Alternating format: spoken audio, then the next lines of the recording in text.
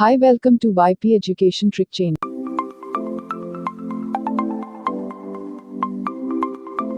आप चैनल को सब्सक्राइब कर लें और बेल आइकॉन को प्रेस करें। आप हमारी वीडियो को लाइक, कमेंट और दोस्तों में शेयर करें। थैंक्स।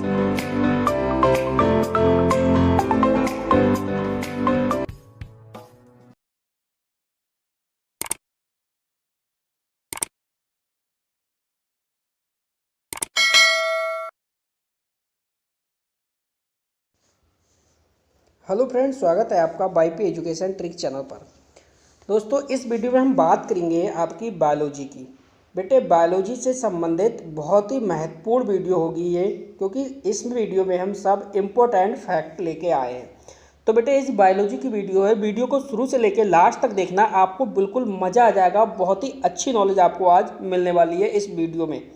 तो बेटे, आपको बताना चाहेंगे कि आप हमारे चैनल पर नए हैं या अभी तक आपने हमारे चैनल को सब्सक्राइब नहीं करा है, तो आप चैनल को सब्सक्राइब कर लीजिए और वीडियो को लाइक कर दीजिए। तो बेटे, चलते हैं हम आगे की ओर, समझते हैं इस वीडियो को।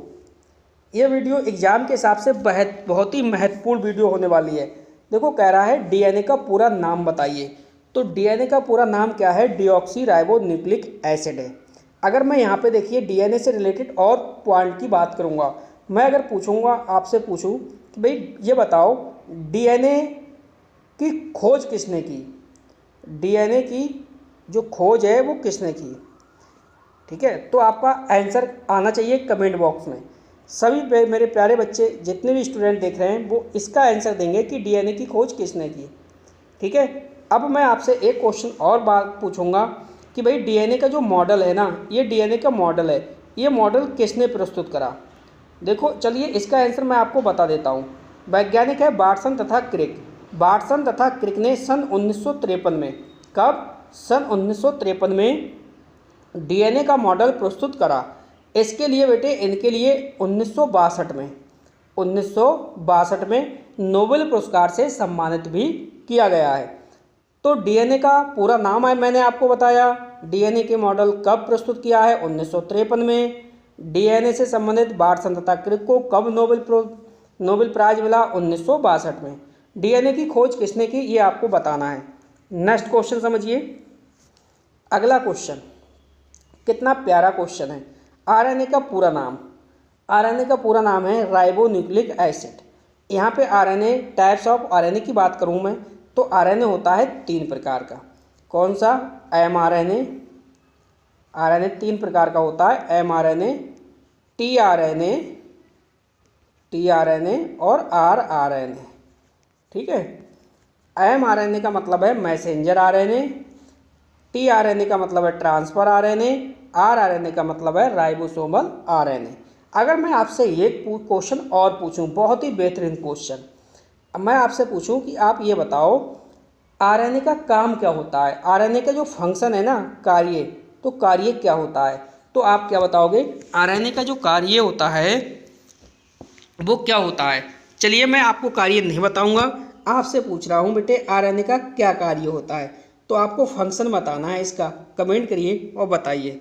नेक्स्ट क्वेश्चन, अगला क्वेश्चन देखिए, कितना सुंदर क्वेश्चन है, कितना प्यारा क्वेश्चन है। कह रहा है एडेनिन, क्या कह रहा है? एडेनिन तथा थाइमिन के बीच हाइड्रोजन बॉन्ड होते हैं, तो इसका आंसर क्या है? 2। ठीक है, एडेनिन और थाइमिन के बीच कितने हाइड्रोजन बॉन्ड होते हैं? 2 हाइड्रोजन बॉन्ड होते हैं। नेक्स्ट क्वेश्चन है, इसमें देखिए ग्वानिन तथा साइटोसिन के बीच कितने हाइड्रोजन बॉन्ड होते हैं? तो 3 हाइड्रोजन बॉन्ड होते हैं। तो एडेनिन और थाइमिन के बीच 2 हाइड्रोजन बॉन्ड, ग्वानिन और साइटोसिन के बीच 3 हाइड्रोजन बॉन्ड होते हैं। ये भी आपको ध्यान रखना है कि जो एडेनिन है वो हमेशा थाइमिन के साथ जोड़ा बनाता है, जबकि ग्वानिन हमेशा साइटोसिन के साथ जोड़ा बनाता है। चलते हैं बेटे नेक्स्ट स्लाइड पे, देखते हैं बेटे हमारी अगली स्लाइड क्या है। चलिए बेटे, अगली स्लाइड को समझिए। देखो, लिखा है परीक्षा दृष्टि। परीक्षा की दृष्टि से ये स्लाइड बहुत ही इंपॉर्टेंट स्लाइड होने वाली है। देखो, पहला क्वेश्चन कितना प्यारा क्वेश्चन है। कोशा में सबसे बड़ा कोशिकांग है। कोशा में सबसे बड़ा जो कोशिकांग है वो कौन सा है? तो बेटा प्लास्टिड है। कोशा में सबसे बड़ा कोशिकांग क्या है? प्लास्टिड है। नेक्स्ट पॉइंट है कैरोटिन किस रंग का वर्णक है। तो जो कैरोटिन है वो नारंगी रंग का वर्णक है। किसका? नारंगी रंग का। नेक्स्ट है सबसे छोटी कोशिकांग। देखो यहाँ पे सबसे छोटी कोशिकांग की बात कर रहा है तो वो है राइबोसोम। क्या है? राइबोसोम। मैं आपसे पूछूं कि राइबोसोम का कार्य क्या होता है, कार्य का मतलब फंक्शन क्या होता है, तो आप बोलोगे कि राइबोसोम का जो कार्य होता है वो प्रोटीन का संश्लेषण करना होता है। नेक्स्ट पॉइंट, अगला पॉइंट समझिए। अगला पॉइंट है बेटा प्लाज्मिड है। तो प्लाज्मिड है क्या है? गुणसूत्र में अलग डीएनए। क्या है? गुणसूत्र में अलग डीएनए। डीएनए बहुलक है तो डीएनए जो बहुलक है वो किसका है? न्यूक्लियोटाइड का है डीएनए बहुलक। अगला क्वेश्चन है, स्टार लगाइए इस क्वेश्चन पे बेटे। क्वेश्चन कह रहा है प्रोटोप्लाज्म जीवन का भौतिक आधार है। तो यहाँ से दो क्वेश्चन बनते हैं। कितने? दो टाइप्स के क्वेश्चन बनते हैं। एक टाइप का क्वेश्चन आपकी स्क्रीन पर है और दूसरे टाइप्स का क्वेश्चन मैं आपको बताऊंगा। प्रोटोप्लाज्म जीवन का भौतिक आधार है, कहा है किसने? ये एक कथन है। कौन सा कथन है? जीव द्रव्य जीवन का भौतिक आधार है, किसने कहा? हक्सले ने। ठीक है, ये एक तो क्वेश्चन इस टाइप से पूछेगा। दूसरा पूछेगा आपसे प्रोटोप्लाज्म नाम दिया। देखिए ये प्रोटोप्लाज्म है ना, आपसे पूछेगा प्रोटोप्लाज्म नाम दिया। तो जो प्रोटोप्लाज्म नाम दिया वो किसने दिया? तो आपका जो आंसर हो जाएगा वो हो जाएगा बेटा पुरकिंजे ने। किसने दिया है? पुरकिंजे ने प्रोटोप्लाज्म नाम दिया। ये दो क्वेश्चन सुपरस्टार क्वेश्चन है। नेक्स्ट क्वेश्चन, अगला देखिए स्लाइड में क्या है हमारी। अगला जो हमारा क्वेश्चन है कह रहा है कौन सा पदार्थ डीएनए में नहीं पाया जाता। तो देखो आपको एक बात पता होनी चाहिए भाई, डीएनए में देखिए एडेनिन पाई जाती है और थाइमिन पाई जाती है। इसके बाद देखिए ग्वानिन पाया जाता है और साइटोसिन पाया जाता है। ये पाए जाते हैं डीएनए में। अब कह रहा है कौन सा पदार्थ डीएनए में नहीं पाया जाता। तो आपको पता है जो आरएनए होता है ना, आरएनए में पाया जाता है भाई। एडेनिन तो आरएनए में पाया जाता है, ग्वानिन भी पाया जाता है, साइटोसिन भी पाया जाता है। लेकिन भाई जो थाइमिन है, टी फॉर थाइमिन, इस थाइमिन के स्थान पर क्या आ जाता है? यूरेसिल आ जाता है। क्या आ जाता है? यूरेसिल। तो यहाँ पे ये कह रहा था कि कौन सा पदार्थ डीएनए में नहीं पाया जाता है। तो डीएनए में देखो यूरेसिल नहीं पाया जाता है। यूरेसिल किस में पाया जाता है? आरएनए में। तो ये आपको ध्यान रखना है। नेक्स्ट क्वेश्चन, अगला क्वेश्चन देखिए स्लाइड पे बेटा आपके प्रेजेंट है, समझिए। कह रहा है ज़ैंथोफिल किस रंग का वर्णक है? ज़ैंथोफिल किस रंग का वर्णक है? ज़ैंथोफिल है पीले रंग का वर्णक। अगला क्वेश्चन है डीएनए केंद्रक के अतिरिक्त किस कोशिकांग में पाया जाता है? तो डीएनए केंद्रक के अलावा, केंद्रक के अतिरिक्त माइटोकॉन्ड्रिया में भी पाया जाता है। अगर मैं यहाँ पे बात करूँ माइटोकॉन्ड्रिया की खोज किसने की, तो आप किसका नाम लोगे? आप लोगे अल्टमान का नाम। माइटोकॉन्ड्रिया की खोज किसने की है? अल्टमान ने की है। अगर मैं आपसे कहूँ माइटोकॉन्ड्रिया नाम किसने दिया, तो माइटोकॉन्ड्रिया नाम दिया है सी बेंडा ने। किसने दिया है बेटा? सी बेंडा ने। क्लियर? चलिए बढ़ते हैं आगे की ओर। अगला क्वेश्चन, वीडियो बहुत ही अच्छी वीडियो है, बहुत नॉलेज आपको मिलेगी। इस वीडियो को बिल्कुल लास्ट तक देखना। डॉक्टर हरगोविंद खुराना को किस खोज के लिए नोबेल पुरस्कार दिया गया? देखो वैज्ञानिक है डॉक्टर हरगोविंद खुराना को किस खोज के लिए नोबेल पुरस्कार दिया गया है? तो हमारा आंसर हो जाएगा आनुवांशिक कोड की खोज के लिए पुरस्कार दिया गया है। नेक्स्ट क्वेश्चन, इस स्लाइड में देखिए अगला वाला जो क्वेश्चन है वो क्या है? कह रहा है डीएनए से, किससे? इस डीएनए से आरएनए के संश्लेषण की क्रिया को क्या कहते हैं? ये भी क्वेश्चन अच्छा है, बहुत बार एग्जाम में पूछा जाता है कि ये बताओ डीएनए से आरएनए के संश्लेषण की क्रिया क्या कहलाती है? डीएनए से आरएनए की संश्लेषण की जो प्रोसेस है वो क्या कहलाती है? कहलाती है अनुलेखन, यानी ट्रांसक्रिप्शन। तो बेटे चलते हैं नेक्स्ट स्लाइड की ओर, देखते हैं अगली हमारी स्लाइड क्या है। चलिए बेटे इस स्लाइड को आप समझिए। कह रहा है माइटोकॉन्ड्रिया में उपस्थित तरल पदार्थ होता है। तो माइटोकॉन्ड्रिया के अंदर जो तरल पदार्थ भरा रहता है वो है बेटा मैट्रिक्स। अगला क्वेश्चन है माइटोकॉन्ड्रिया में उपस्थित क्रिस्टी सहायता करती है। देखो माइटोकॉन्ड्रिया के अंदर अंगुली सदृश जो संरचना होती है, अंगुली टाइप की, इस तरह इस टाइप की कुछ इस टाइप की, ठीक है, ये ऑक्सीसोम लगे होते हैं। तो ये भी जो वाली जो संरचना होती है क्रस्टी होती है। अब वो ये कह रहा है जो क्रस्टी है ये किस में सहायक होती है, तो क्रस्टी होती है सहायक श्वसन में। नेक्स्ट क्वेश्चन, बार्डसन तथा क्रेग 1953 द्वारा दिया गया डीएनए मॉडल है, तो कौन सा मॉडल है, बी डीएनए है। नेक्स्ट क्वेश्चन है, हस्तांतरित आरएनए यानी टीआरएनए की जो आकृति है वो कैसी होती है, तो त्रिवियम होती है। नेक्स्ट अगली जो स्लाइड है बेटे बहुत ही बेहतरीन स्लाइड आपको मिलने वाली है। देखिए ये आ गया, ये स्लाइड आपकी बहुत अच्छी स्लाइड है। काफ़ी क्वेश्चंस इस स्लाइड से एग्जाम में देखने को मिलते हैं। कोशिकीय उत्सर्जी पदार्थ क्या है, कोशिकीय उत्सर्जी पदार्थ। देखो यहाँ अफीम है, पहला अफीम है, ये किससे प्राप्त की जाती है, तो पोस्ता के कच्चे फल से अफीम प्राप्त की जाती है।